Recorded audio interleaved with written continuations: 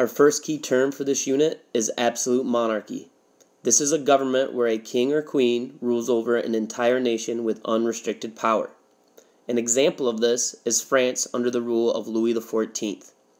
Make sure that you're either drawing a picture of the diagram below or using this example in the far right-hand side of your vocabulary chart. Our next key term is absolutism. This is the principle of complete and unrestricted government power that is usually in the hands of one person, a dictator or a monarch. An example of this is a dictator or king having absolute or complete control over their country. Make sure that you're either drawing a picture of the diagram below or using the example on the far right-hand side of your vocabulary chart. Our next term is a constitutional monarchy. This is a form of government in which Parliament makes all the laws and the king and queen serve primarily symbolic roles with no power to govern. An example of this is Britain after the Glorious Revolution and the introduction of the English Bill of Rights. Make sure you're drawing a picture or using this example on the far right-hand side of your vocabulary chart. Our next key term is the divine right of kings. This is the belief that kings derive their authority to rule from God and could not be held accountable for their actions by an earthly authority, such as government or parliament. This is similar to the idea of the mandate of heaven in ancient China. Make sure you use this example or draw a picture of this in the far right-hand side of your vocabulary chart. Our next key term is the English Civil War.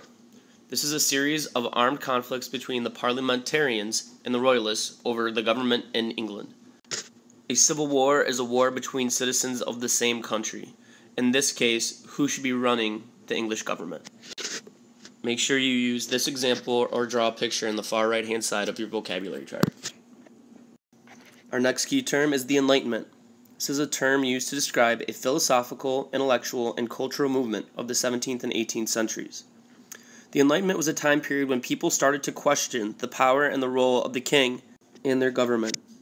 Please make sure that you draw a picture or put an example on the far right-hand side of your vocabulary chart. Our next term is the Glorious Revolution.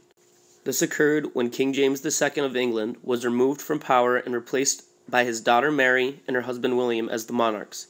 This was a bloodless revolution that eventually led to the English Bill of Rights. Make sure you write an example or draw a picture in the far right-hand side of your vocabulary chart. Our next term is Parliament. This is a national representative body having supreme legislative powers within a nation. Legislative powers means the powers to write laws.